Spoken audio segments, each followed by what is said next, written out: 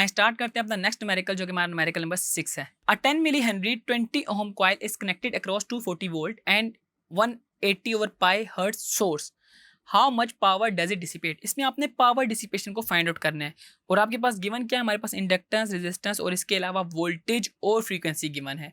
आपने इसमें पावर कैसे निकालनी है, तो सिंपल पावर का फार्मूला क्या है आपको वो पता होना चाहिए कि जो हमारे पास पावर का फार्मूला है वो है हमारे पास V R M S and into I R M S, और हमारे पास इसके साथ हम इसका एंगल लिखते हैं दैट इज कॉस फाई या कॉस थीटा। अब एंगल जो है वो हम कैसे निकालते हैं वो तो हमारे पास एक सेपरेट इशू है।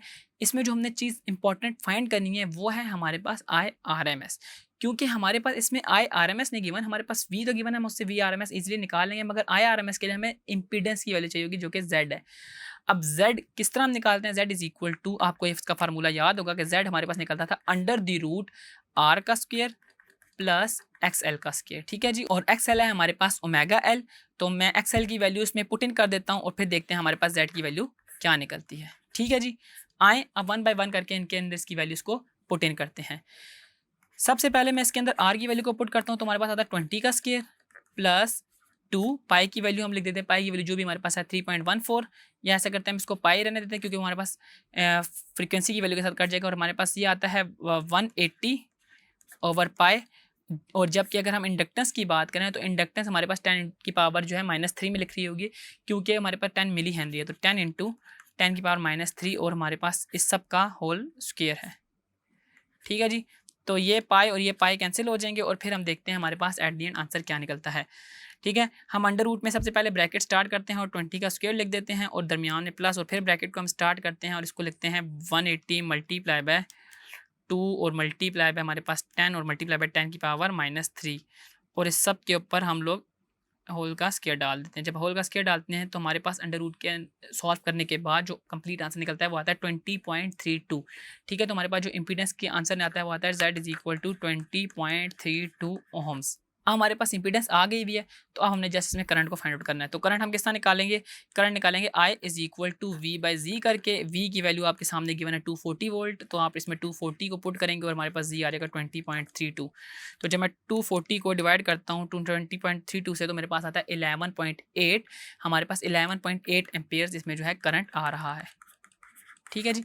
तो यूँ हमने देखा कि हमने कैसे करंट को फाइंड आउट किया। अब हमने जैसे इसमें एंगल निकालना है और हमने इसमें VRMS और IRMS की वैल्यू को पुट इन करके पावर डिसिपेशन को फाइंड आउट कर लेना है। तो सबसे पहले आए इसका करंट इसके एंगल को फाइंड आउट करते हैं कि एंगल किस तरह निकलता है। Angle is equal to tan inverse of XL over R। अब XL की वैल्यू हम कैसे निकालते थे, तो 2 पाई FL करके, और XL हमारे पास ऑलरेडी मेरे ख्याल से गिवन भी था। एक्सेल हमारे पास गिवन नहीं है, एक्सेल को भी हम लोग फाइंड आउट करते हैं। एक्सेल को कैसे फाइंड आउट करेंगे कि 2 पाई इंटू एफ एल करके, 2 पाई एफ इंटू एल करके, और हमारे पास आर जो है आर की वैल्यूज हम इसमें पुट कर देते हैं दैट इज 20 ओहम्स, ठीक है। तो tan inverse of 2 into pi और एफ की जगह हम लिखेंगे 180 बाई पाई और एल की जगह हम लिख देंगे 10 मिली हेनरी, ठीक है। मल्टीप्लाई बाई 10 की पावर 10 इंटू 10⁻³ और हमारे पास डिनोमिनेटर में आ जाएगा 20।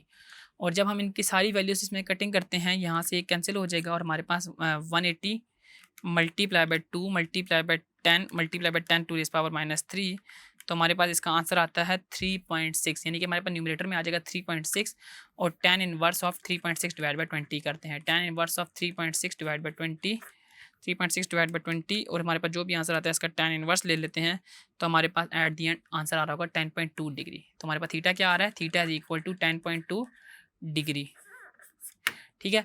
अब थीटा हमारे पास निकल आया। अब हमने इसके ज़रिए जो है ना इसमें पावर को फाइंड आउट करना है। अब पावर किस तरह फाइंड आउट करेंगे, हमारे पास पावर का बिल्कुल सिंपल सा फार्मूला है, P इज इक्वल टू हमारे पास है V into RMS dot IRMS, और हमारे पास इसके साथ एंगल आप लोग पुट करेंगे दैट इज कॉस थीटा, ठीक है। इनकी वैल्यूज़ को हम 1 बाई 1 करके पुट इन करते हैं। इसमें VRMS हमारे पास कितना था, हमने लास्ट देखा था जो गिवन था 240 वोल्ट था। IRMS हमने निकाला था 11.8 और एंगल हमारे पास है cos 10.2 डिग्री, ठीक है। अब इनको सारों को आपस में मल्टीप्लाई करते हैं, 240 multiply by 11.81 multiply by cos of 10.2 degree, तो हमारा जो आंसर आता है वो आता है 2789।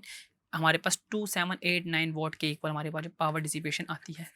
तो यूँ आपने देखा कि अगर आपने पावर डिसिपेशन को फाइंड आउट करना तो आपको इसके लिए आई और V की वैल्यू का पता होना चाहिए। आपके पास V ऑलरेडी गिवन था, तो आपने I निकालने के लिए सबसे पहले इम्पीडेंस को फाइंड किया। आपने जब इम्पीडेंस फाइंड कर ली तो उसके ज़रिए आपने पहले I निकाला, और I और VRMS को यूज़ करते हुए आपने इसमें जो है पावर डिसिपेशन को फाइंड आउट कर लिया।